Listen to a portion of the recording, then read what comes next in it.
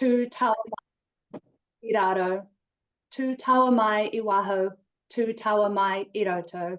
Kia tau ai te mauri tū, te mauri ora, ki te katoa, homie, huie, tāhiki e. Tēnā koutou katoa, no mai, haere mai, ko Sam Rowland tōku ingoa. Welcome to the Embracing Nature in Business, Nature Risks, Opportunities and Disclosures for Positive Impact webinar. My name is Sam Rowland and I lead a program of work at the Sustainable Business Network, focusing on regenerating nature in business and communities. This webinar has been one that I've been personally really excited about getting out there, showcasing practical guidance on how to integrate nature into your business, focusing on research and tangible examples of businesses out there in the region. SBN and Envirostrat have collaborated to put this webinar on today, with a big thanks to the Sustainable Seas National Science Challenge who funded the research. Our agenda today is packed with wonderful speakers, and they're taking us on a journey from international context to national to regional and then to individual business. Kia ora to our speakers, Jane Diplock, Lily Peacock from Envirostrat, Paul Rose and Hannah Strauss from Ports of Napier. The chat's comments box is open and I would love for everyone to introduce themselves and where they are from. Also feel free to discuss things with each other in this chat box throughout the webinar. The Q&A box is where you need to place any questions for our webinar presenters today, and there'll be a heap of time for questions at the end. I won't be looking at the chat box at all for any questions, so please just make sure you put them in the Q&A box. I'd like to quickly touch on what SBN's Regenerate Nature program is about. So this program was created to support organisations to halt and reverse biodiversity and nature loss. We do this by focusing on two areas. First, we support businesses to transform their business practices to be more regenerative. And second, we work to increase investment from the private sector into frontline restoration and regeneration projects. The green hives represent how we are doing this over the next year, and just focusing on the three relevant to businesses here in the room, we have a Nature and Business Symposium planned for August this year, where you can learn how to take nature action, network with peers, and connect with on-the-ground projects. We're also developing a way for businesses to connect with on-the-ground nature projects that are trustworthy, validated, and investment ready. So there are visible and safe investment options of restoration projects in all regions. And we're creating a nature training so businesses of all sizes are equipped with the knowledge they need to integrate nature into their business. So how to get involved? Next slide, please. So you can download our recent report, Regenerating Nature in Aotearoa, New Zealand, the transformative role of business. Section 3 contains a wealth of knowledge of how to integrate nature into your business. There's also details on our research that informed this program. You can register your interest for the symposium and hear more about the program when tickets go live and dates. And you can join SBN to get free resources and support while also getting discounted rates on these up and coming offerings, including in our programs of climate and waste and things like sustainable business leadership courses and communications masterclasses. So on that note, let's get into our speaker lineup. Next slide, please, Lily. First up, we have Jane Diplock. Jane has wide governance experience globally. Her current focus is on sustainability, sustainability standard setting and reporting, and AI. Jane supported Envirostrat on the research in Hawke's Bay, exploring nature-related risks and opportunities. And Jane's going to talk to us about the global sustainability frameworks and standards, and then is going to take us into a New Zealand context. Kia ora, Jane, over to you. Well, thank you very much, Sam, and thank you to Envirostrat and the Sustainable Business Network for inviting me to speak today. Now, it's very interesting to see, it was to me, that despite so many of the emerging risks that are in the world, including, for example, the possibility of war in the Middle East, at Davos this year in January at the World Economic Forum, the most important critical risks were the changes in the Earth's systems, biodiversity loss, and ecosystem collapse. They're the long-term risks that were featured in the 2024 Global Risk Report of the World Economic Forum. So this webinar is extremely timely indeed. We in New Zealand are only too aware that climate and nature-related risks are interconnected. And frankly, if we look around at what's happened recently in Hawke's Bay and elsewhere in New Zealand, we've had this reinforced in a very, very tragic way. And so today, there are three things I'd like to talk to you about. One is the vital importance of nature-related risks to us here in Aotearoa, and in particular, the breaching of planetary boundaries. Secondly, I'd like to talk about the setting of global standards, and there is the sort of alphabet soup, crazy diagram of the various global standards, and the question of whether these standards can be made interoperable and therefore much easier for all of us to use. So I might start with the setting of global standards, since they're there on the board for you. Fundamentally, the past 2 decades have seen an explosion in the interests in reporting of non-financial data. And non-financial data really covers the whole sustainability spectrum. And increasingly, around the world, people have realized that merely having companies and other entities report on their financial data is limiting the information that they can possibly use, which is absolutely relevant to these important emerging issues and risks that I just discussed. And therefore, there's been a call out to actually provide ways of tools for companies and others to explain what they're doing in the nature space, in the carbon space, and more generally in environmental, social, and governance. And this has been quite a journey. And that scramble of entities that you see on the screen today are really the result of the energy of a whole lot of people all concerned about these issues that we're talking about today.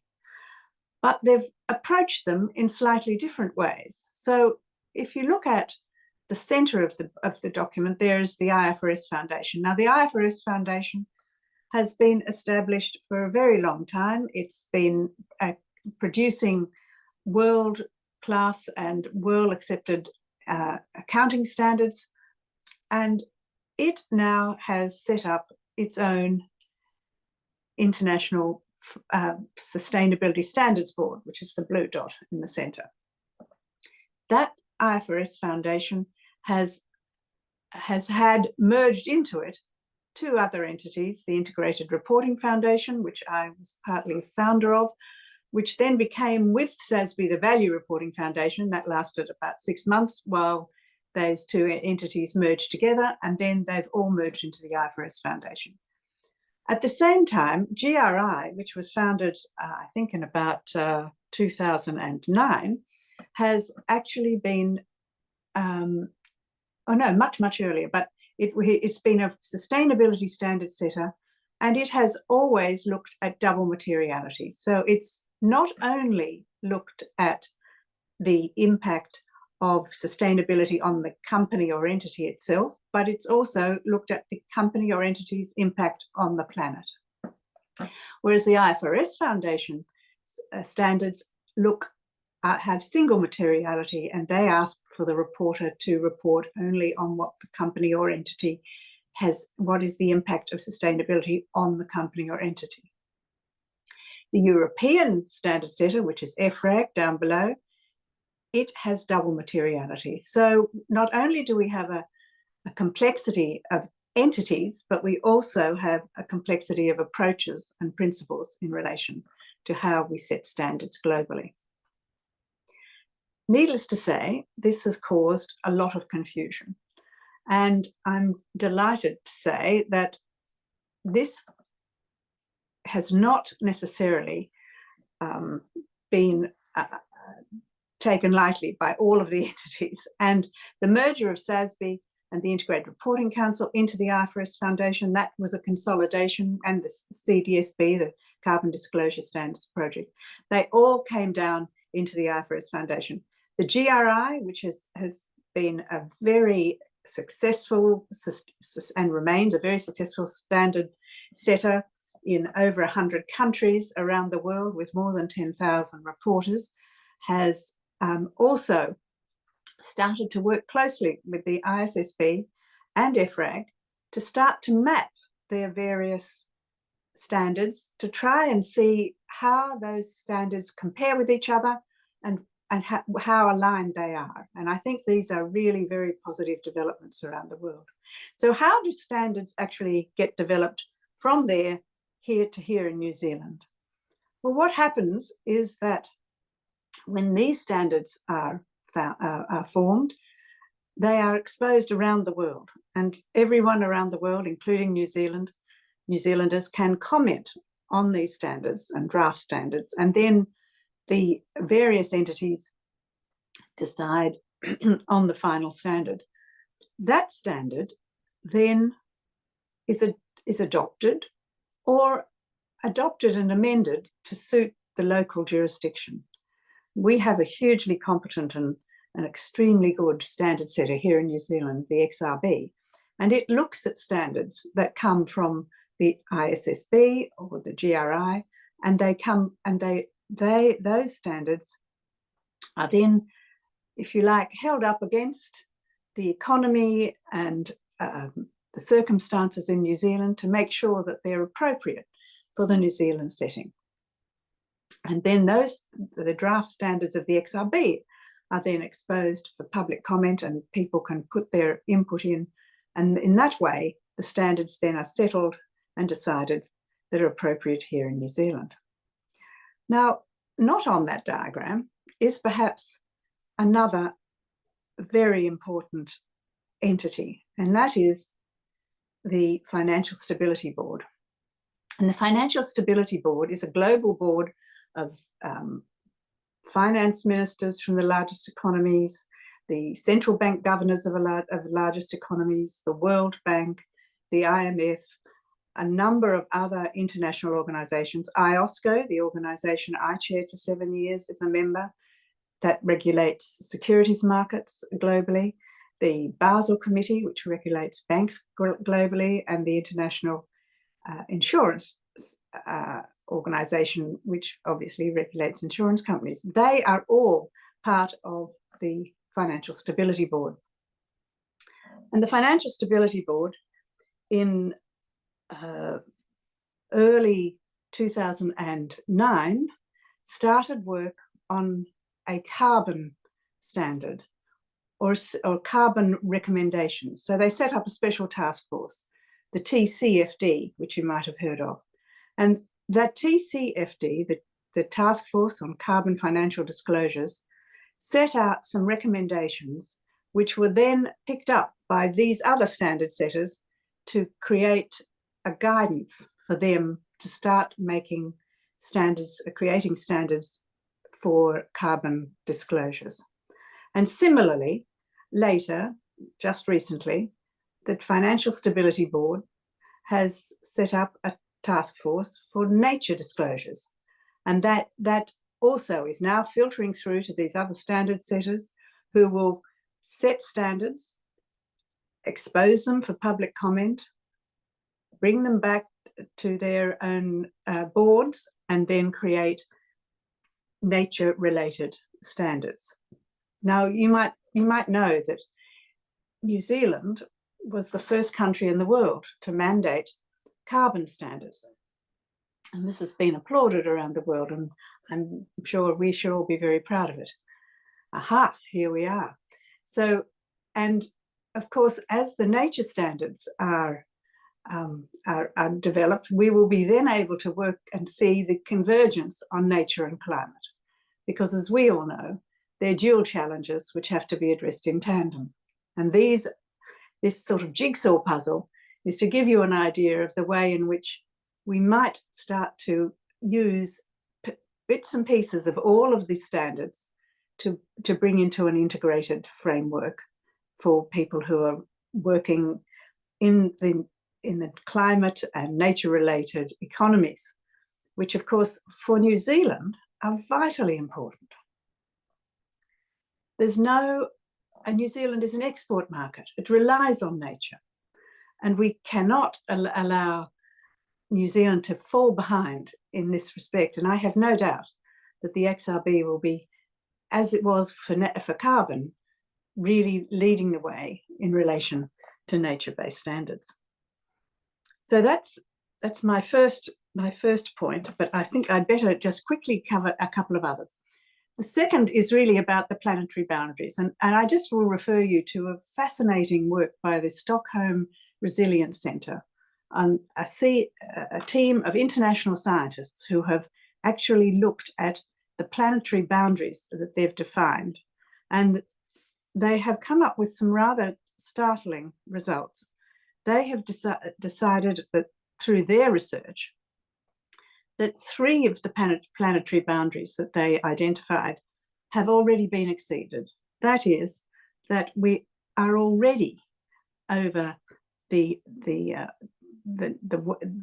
world is already taking up more of those resources or extinguishing those resources than we can afford to do so. And those are biodiversity loss, nitrogen pollution, and climate change.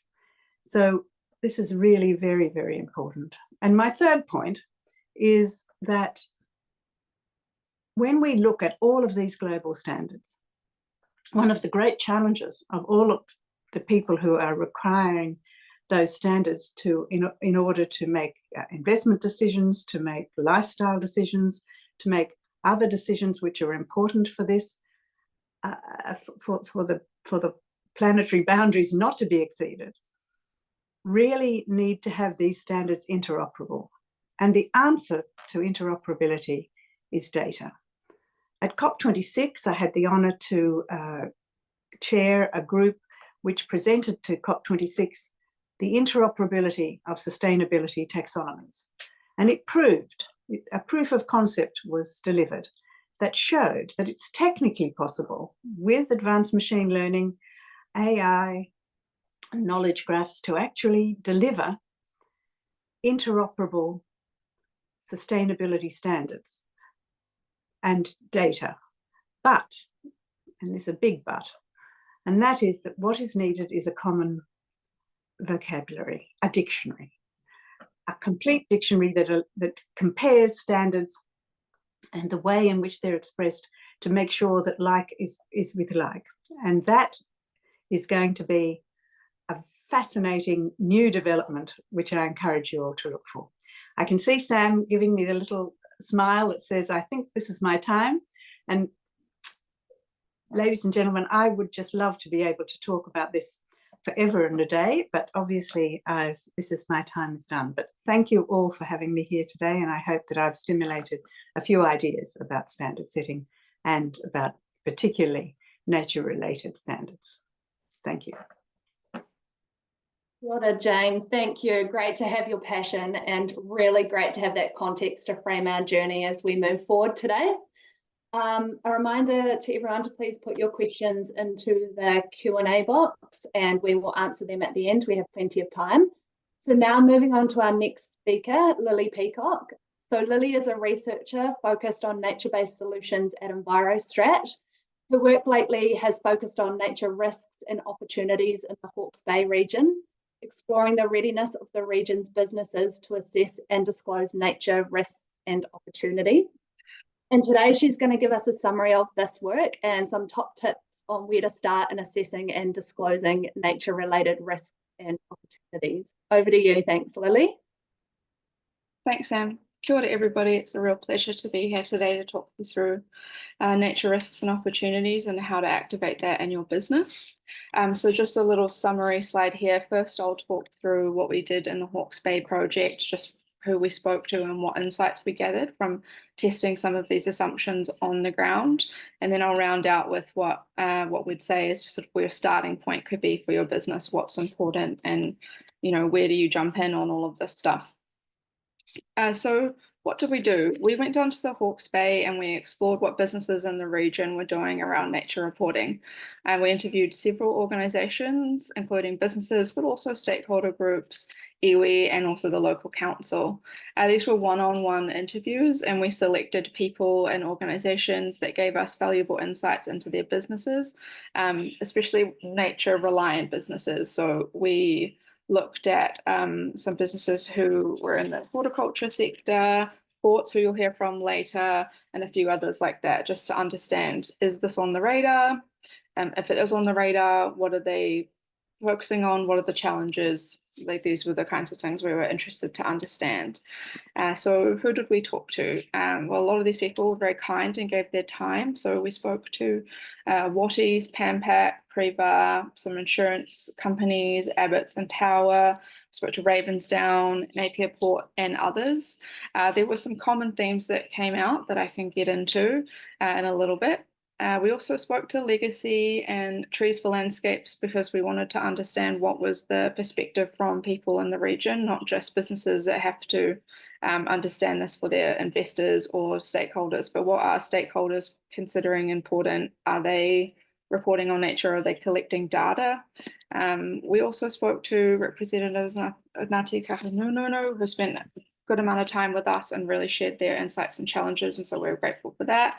And Hawke's Bay Regional Council were also instrumental to this work and offered a lot of support and a lot of their time to share their knowledge in the region and just to help us get the lay of the land. We wanted to, like I mentioned before, we wanted to talk to businesses who are reliant on nature, as this is likely to be something that really comes up for them. And given the experience in the Hawke's Bay with the cyclone, I think this is at the forefront of a lot of people's minds. How do you face the next 10, 15 years with climate change and nature risks? What do you have to focus on, especially if you're an export business? So let's get into some insights that we found here. So nature reporting generally is not widely done, and if it is, it's not done in a consistent manner. It's done in an ad hoc way that's specific to the business. Nature reporting is new. Environmental monitoring, not so much, but nature reporting in its form under the TNFD is very new, so we weren't surprised to find that. The environmental monitoring that some organizations are doing could definitely inform some of these nature risks and opportunities. For example, water use or land use on a farm, or the amount of nitrogen, some biodiversity things that some companies have. Some forestry companies were looking to see if they could hear native birds, and if they did, they had an app which people who were out in the forest could register that they saw XYZ bird. So some of these things can definitely form the basis of, or a baseline for, what their future nature reporting and their nature risks and opportunities could be. So yeah, we also asked a lot of the organizations that we spoke to, what does nature mean to you? And this was an important starting point for us because it gave us the opportunity to frame this up of, we all know that we sort of live within nature, we're reliant on it. How does that come into your role was an important kind of gateway for us. Every organization understood their connection and reliance on nature, and a lot of people spoke about their personal connection to nature and how where they live and the sort of leisure activities that they do were really important to them as well, and drove some of the things that they then pursued in their work. And so I think understanding that is important for how this will become operational in the future.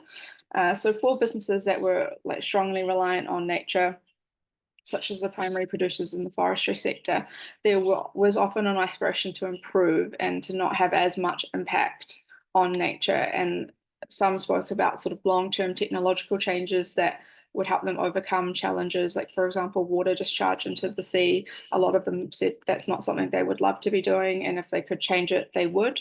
But the current technology isn't there, but as soon as it becomes available, that's something that's they aspire to address. And so sort of seeing that commitment to improve on a baseline was also quite enlightening and quite good to see.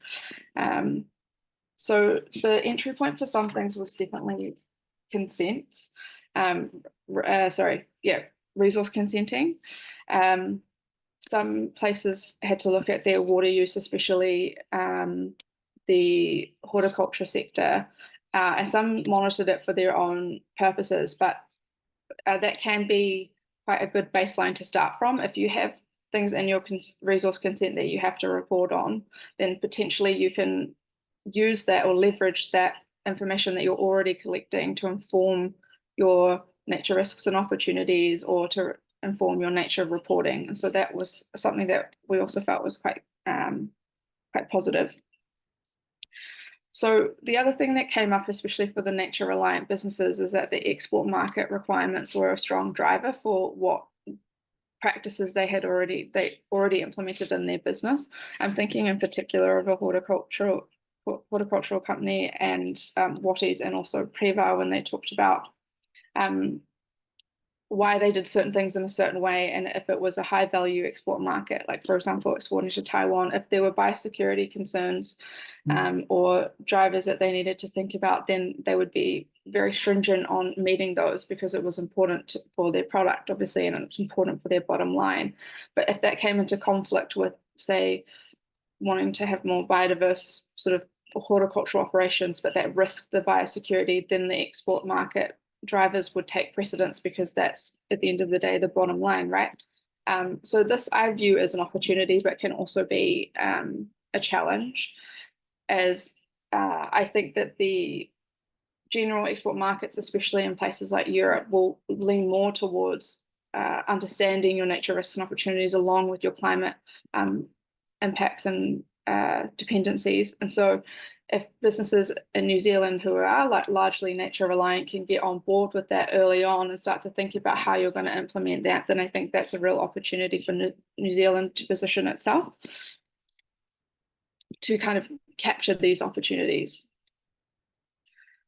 So as Jane already mentioned, which is very true, accurate data and information is a key challenge. And I think all of the people we spoke to, especially the businesses, said that data was a big driver. Data privacy or the cost of collecting data are key challenges, especially if you want to do comparable reporting. Who pays? You know, if it costs 100K to go out and collect biodiversity soil samples, you know, who's going to pay for that? Is it one person who pays and then they share that for free? Or how do you sort of absolve that challenge is something that definitely will need to be overcome in order to have sort of more widespread reporting, or to reduce the kind of entry level. You know, if you don't have to pay for that, or if you can be a smaller business but still get access to really reliable data, then that's going to be something that more people can participate in. So this is where the role of councils or governments will become far more important, as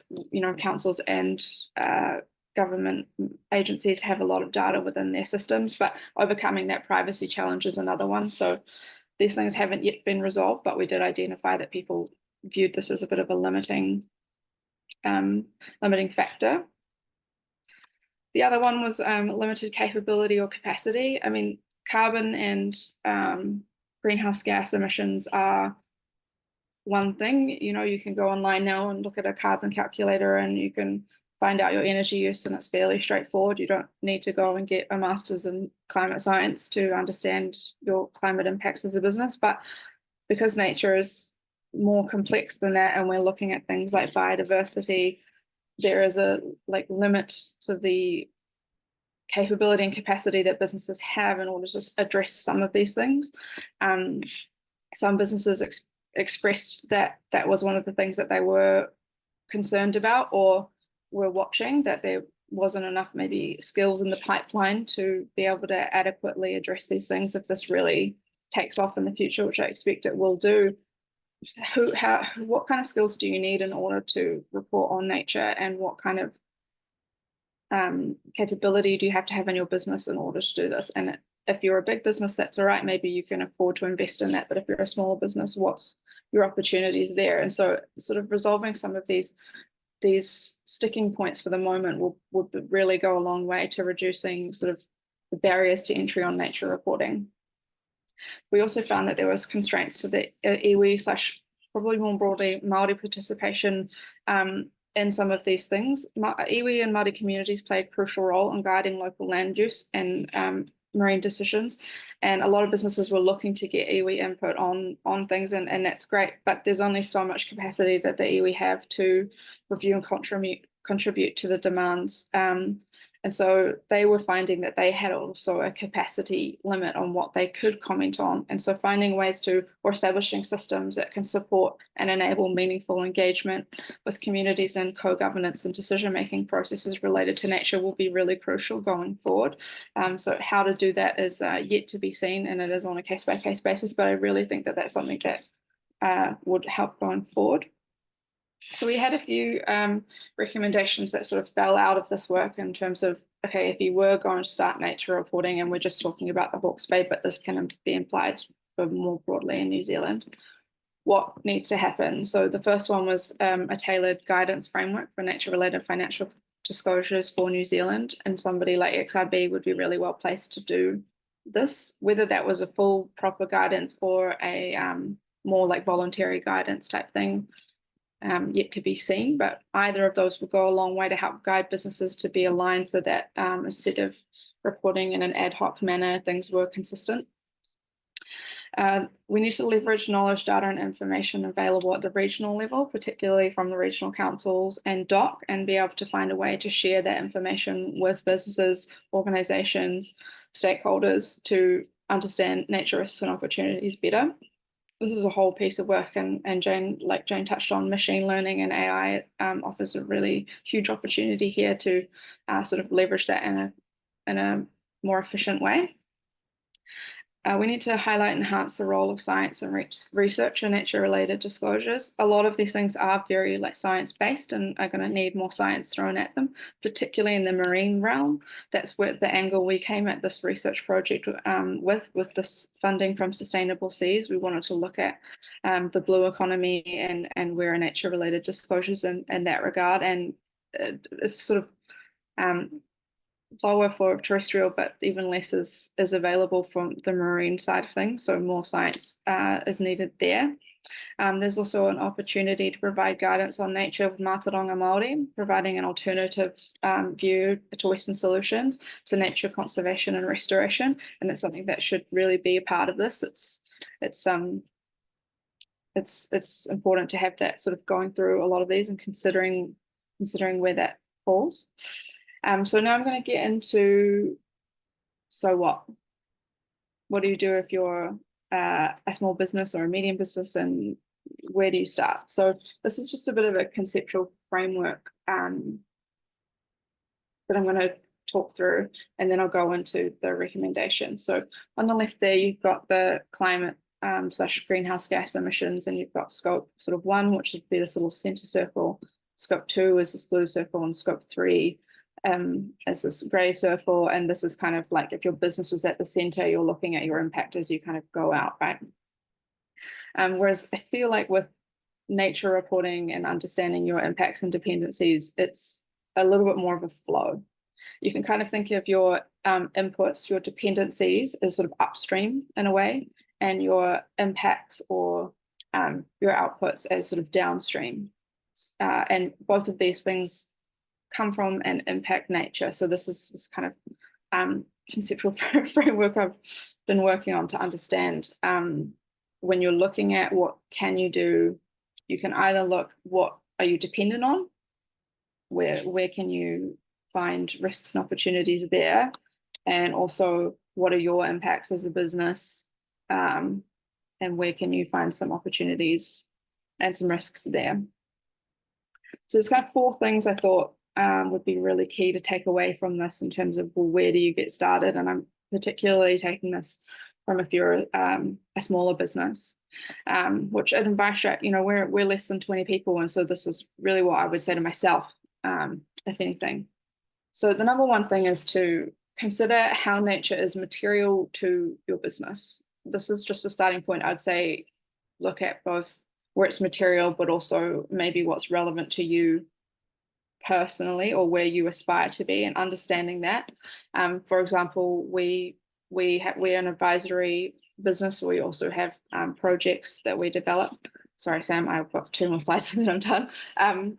So we want to understand how we can flow, how we are reliant on nature. So yeah, that's the first thing I'd say. The next thing is measure your key nature-based inputs and start with easily measurable ones like your water use, your greenhouse gas emissions, electricity, all the ones that are just, the low-hanging fruit. Start there, get a baseline, establish a baseline, start measuring. You can't change what you don't measure, right? So that brings me to my third one. Start a baseline and align that with your measurements and metrics for your business strategy. So where do you want to be in 5-10 years? Align these things. Lastly, identify your climate and nature risks or opportunities to your business and what's relevant to your location. Nature is place-based. With climate, you can suck carbon out in Brazil, and that can count in New Zealand. Nature, not so much. You want to look at your local context and consider that. Here is the LEAP framework from the TNFD. This is quite similar to the advice I've given you on the last slide. If you wanted to look more into that, I would recommend it. So what's the kind of take-home message here? I want to leave on a positive note, which is that nature risks and opportunities is a new space, and no one really knows how this will play out. So starting is better than not starting. Action is better than inaction. The goal is to preserve and restore nature and biodiversity, and there's more than one way to achieve that goal. So just contribute where you can. And lastly, there are multiple ways to contribute to a positive outcome for nature. Maybe your business isn't making a huge impact on nature or isn't highly dependent, but maybe your customers or clients or others in your community are. Perhaps you can support their efforts. Thanks, Sam. Kia ora, Lily. Thank you. It's great to hear what you've uncovered, and those bits of advice is so amazing and so great. And I suppose also we are this week is the year anniversary of Cyclone Gabrielle, so really fitting to have this webinar now and just talk through some of that stuff. Next up, I'd like to welcome our last speakers of today, Paul Rose and Hannah Strauss of Ports of Napier. They're a business that were part of this research, and they're going to give us an overview of what they're achieving at the Port of Napier. Paul is the Senior Environmental Advisor, and he oversaw Six Wharf project as the environmental manager and was responsible for all environmental aspects of the project, including management plans for dredging, water quality, penguins, and resource consent compliance. Hannah is the Environment and Sustainability Advisor, and her role split between environmental management and compliance reporting, and in sustainability, working through climate risks and opportunities in the port. Over to you both. Thank you. All right, thank you for the introduction, Sam, and thanks for having us today. We've both been pretty excited about getting this one started. Lily, you wouldn't be able to just roll over the slides, would you? Cheers. So we thought we'd just run through a bit about what biodiversity looks like here at Napier Port at the moment. Next one.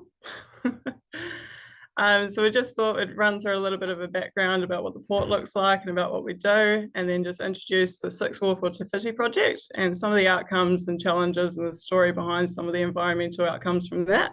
So we've got the Korora Sanctuary, the artificial reef, the marine cultural health program, and some work we do in the fisheries space.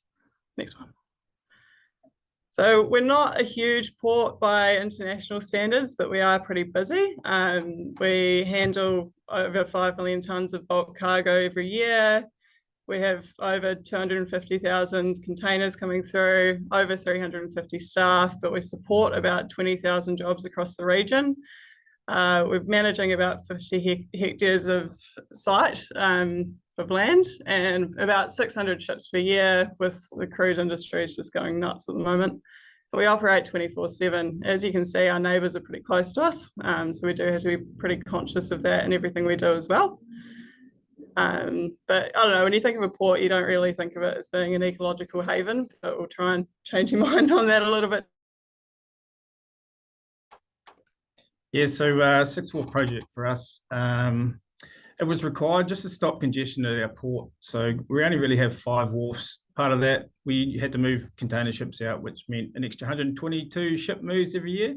But with a new wharf, that would cut it down to 6. The other good part of this project, we did 2.5 years of consulting prior to the resource consent application. So therefore, you get all the different environmental aspects and what kind of impacts you were going to have on the project, and out of that come resource consents and conditions. Unfortunately for us, COVID hit right at the start of the project. So 1 month into the project, COVID hit. That was a bit of a learning for us. It's quite a massive unbudgeted thing that you don't really allow for. So the project is now complete and on. For us, it was probably the only project in New Zealand that we can put a hand on our heart and say that it was actually early and under budget. So from 190 million estimate, it actually came in at 172 million and was finished 6 months early. Part of the project, we had to do some dredging. So when you build a wharf, obviously the seabed against the wall is a lot shallower than what we need. We need to get it down to 12.5 meters so that then we can safely bring these ships in. Therefore, you have to basically dig out the sand or seafloor, and then you've got to deposit it into a disposal ground. So for us, we have a newly consented, it's called the offshore disposal ground, which is 5K to the east of where we are now. There is a lot of concerns from the public. Obviously, the main concern is the proximity to the local reef Pania, which is really the only sensitive receptor around here. So to alleviate that, we put out some real-time monitors.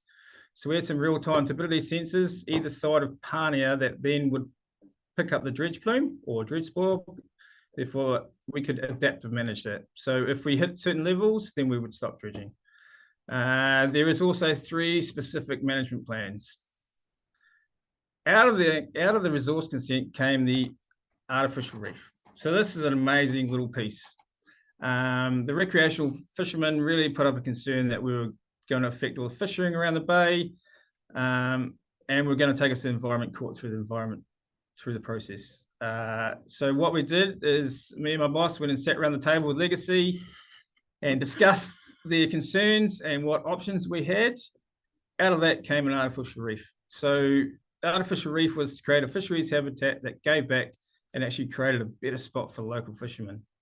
20 barge loads of the massive limestone rock that we had to remove out of the ravine wall, where the new wharf has been built, was dumped on the seafloor.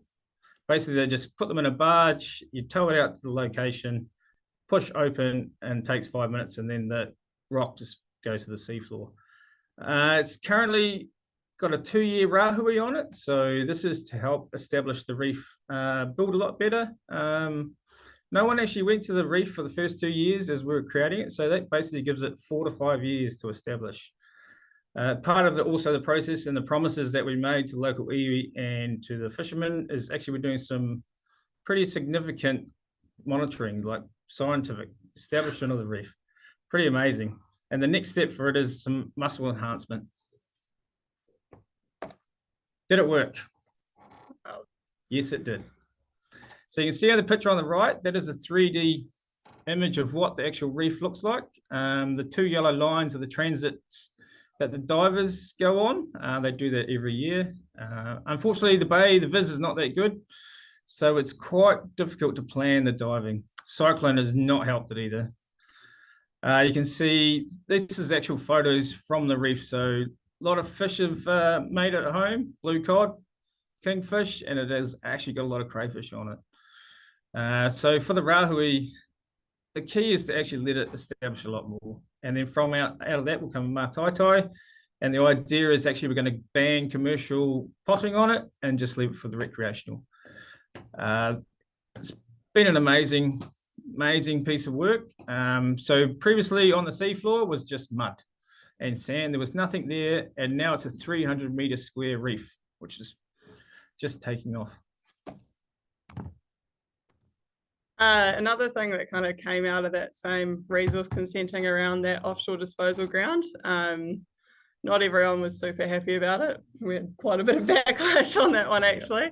So one of the other people that we kind of ticked off of it in the process of this was FINZ, Fisheries Inshore New Zealand, and some of the commercial fishers. There's a lot of flatfish and gurnard that feed, and the commercial fishers were doing quite well out of that space, so they were worried that their food source might be smothered. And so we kind of didn't want to go into environmental court, so we started the Fisheries Liaison Group, which had representatives from FINZ, Legacy, some independent commercial fishers, and us. And they had a big buy-in on some of our consent conditions and our water quality management plans and how we manage this.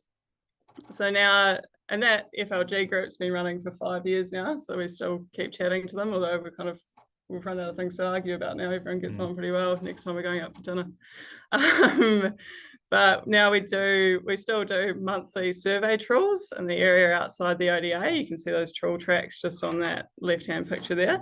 We're targeting flatfish and gurnard species. Yep. So, and what we're able to get out of that is a crazy amount of data. So we work with Carl Waugh, who's an independent fisher here in the bay, and he uses a cage on the end of his trawl nets, which lets undersized fish get out, which is awesome. It really cuts down the amount of bycatch. But because we've been doing these surveys for so long, you can just, and we measure and weigh every single individual fish, which takes ages, every month. We've got quite a big data set built up now. We've actually got a lot more actual fishing data from here in the bay than Finns does at the moment. So we do share that with them. But you can see just on the graph of CPUE on the right there, we're actually able to track the impacts of the cyclone and that on fisheries, on these flatfish stocks pretty clearly. You can see the gurnard, the GUR on the top right hand corner just drops off from February and stays down for about 6 months. So we're able to use that data for a lot of different things, and it's just a fun day out fishing. You catch some cool stuff and nice to go to the office for a day. Unless you get seasick. Yeah, then it's not great. Another interesting part of the Sixth Wharf project and the limestone wall that, as you can see in the picture, we're little korora, so little blue penguins. When I first started, they told me there was 5. However, when you get a penguin sniffing dog on the port, they found 32 nests. So therefore, we did this over 3 years prior to the work, so we could understand actually how many korora were there, and then what do you do with them? We had to remove them from the area, and they couldn't go back there.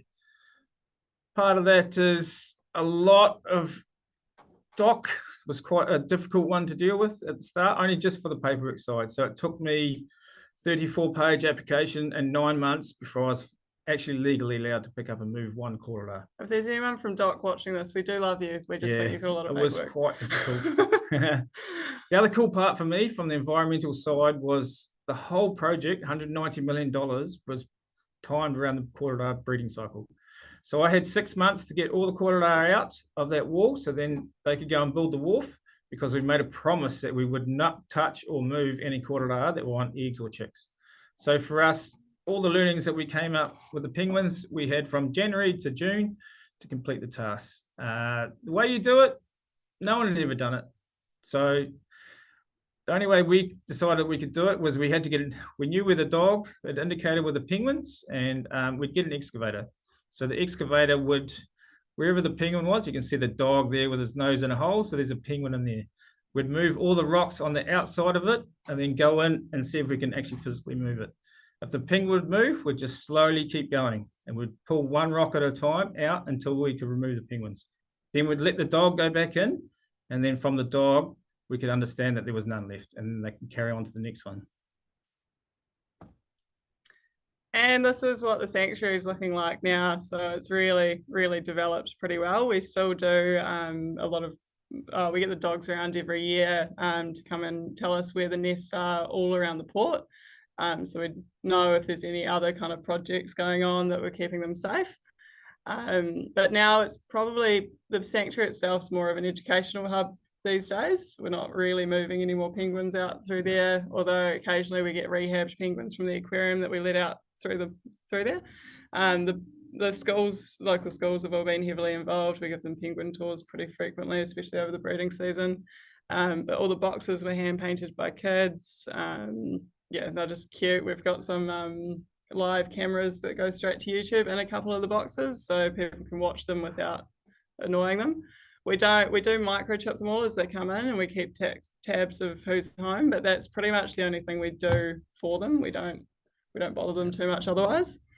And another cool thing that's just come out of this is someone came to visit the sanctuary with the school group and is now writing a children's book about it. And we both feature in it, which is pretty cool.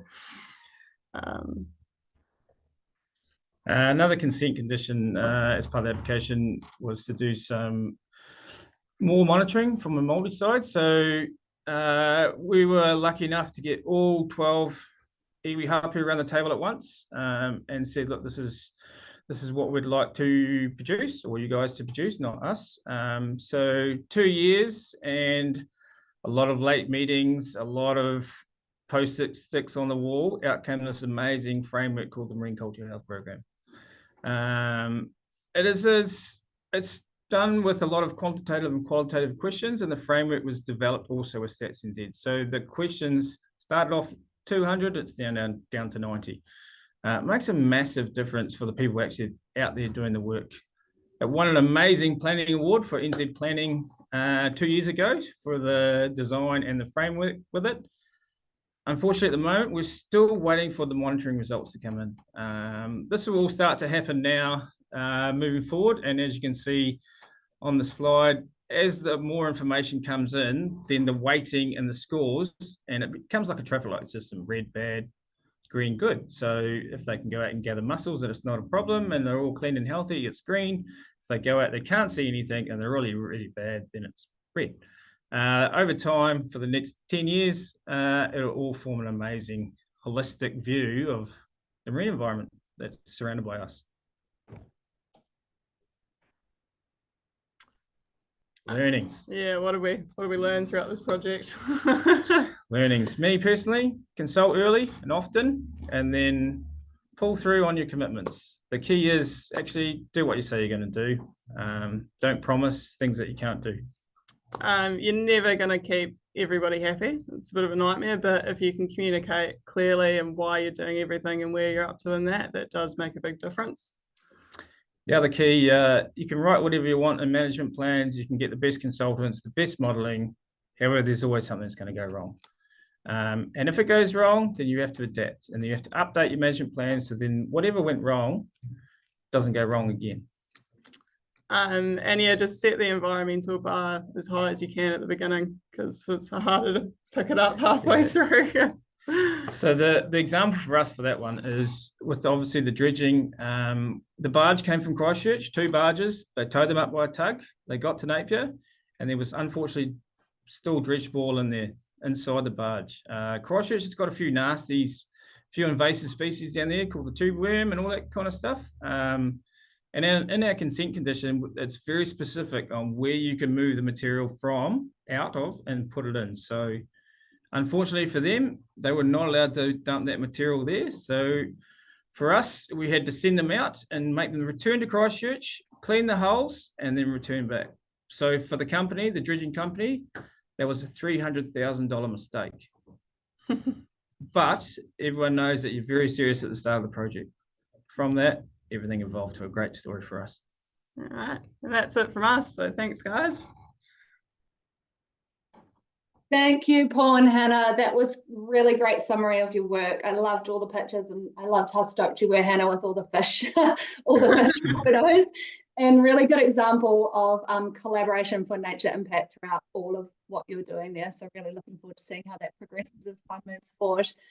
Now we've come to the time for questions. Reminder to everyone online to put your questions into the Q&A box, not the chat. And I can see that Jane's been answering a few as we've been going through, but I'll just ask for all of the presenters to just put your screen on, please, so I can ask you some questions. And I'm going to start with you, Lily. Nicole has asked, did you see any collaboration within and or between industries in the Hawke's Bay regarding nature reporting or any other sustainability nature topics? Thank you for the question, Nicole. And I did see this a little bit earlier, and I've been thinking about that. Yes and no. I think what came through was that there was definitely collaboration from a community member's perspective and other people working together with their neighbours, and like Napier Port have just sort of described their experience. There's definitely that going on. Is it really collaborative on things for nature reporting? Maybe not as much as it could be, but it's definitely there. Yeah. Well, thanks, Lily. I'm going to open this up to everyone. This is from Julia. Have you seen some good examples of climate disclosure in New Zealand already that you can share? Noting that Piers has given a shout out to Christchurch Airport climate disclosures and a talk that he's delivering later in February. A good climate disclosure. Jane, have you seen anything of the great climate disclosure in New Zealand? I feel like there's a few businesses that have definitely embraced the TCFD and some of them the TNFD. Even, for example, Ravensdown, I think, have published a TNFD perspective from their business, and so that would be maybe best practice. But Jane, is there any other people that come to mind for you? You're on mute there, Jane. I can't actually call any to mind, to be honest, except the Ravensdown example. Thank you for bringing that up, because that is that is leading at the moment. I have been on the judging panel for the integrated reports in Australia and New Zealand, and in the last round that I saw, there was not a lot of nature reporting, to be honest, but it almost overlapped, I think, the timing with the TNFD release. So, and I think too that there has been a call out by reporters for local standards, because I think that quite often they wait until they get the local standard setter, and I'm sure the XRB is looking very carefully at this at the moment. But I think when the local standards are actually produced, I think that will encourage people to have more confidence. It's much more difficult to do it from the TCFD recommendations. Thanks, Jane. And last question, this one's to you, Hannah and Paul, from Robert. You mentioned setting high environmental standards, but then earlier also not to promise things that you could not deliver on. How did you know your high environmental standards were achievable within budget and on time before you started? Very impressive presentation, by the way, and well done. So your high, for me personally, high environmental standards is to meet compliance. So we had 6 resource consent, 134 individual conditions and 9 management plans, and for the whole project we had 0 non-conformances from the environmental space. So that's what I mean by high standards. And also, if something has gone wrong and it's not right, then you let them know. I think just reaching compliance shouldn't be a goal. You should set out to exceed it. But I think we've definitely gone above and beyond. Like the penguin sanctuary, that kind of definitely are blown away from what started as a car park to what it is now, and also the artificial reef, and just the collaboration with the fisheries from the start, where they all hated us, to now actually we all work together, has just been a game changer for such a little community like us. Awesome, thanks guys. So that's all we have time for today. And if we just go to the next slide, please, Lily. To learn more about integrating nature into your business, just a reminder, you can download SBN's report, sign up to the Nature and Business Symposium to hear updates on tickets and the program, and also join SBN. Also, you can check out EnviroStrat online to see their amazing work and projects and how they could help you. I've put our contact details, next slide please, Lily, on this slide here. So please get in touch with any of us if you'd like to know more. Thank you again to our wonderful speakers and all of you who have attended today. We will be putting out a link to the recording on this online in the next couple of days. And now I'll just close out with a karakia to finish us off and set us up for the rest of our Monday. Unuhia, unuhia. Unuhia ki te uru tapanui, ki a wātia, ki mama, ti ngāko, ti tinana, ti wairoa, i te ara tangata. Ko ia rā I rongo, ka ki iria a ki kiro. Kia tina, tina, hui e, tāheki e. Kia ora everybody, have a great day. Thank you.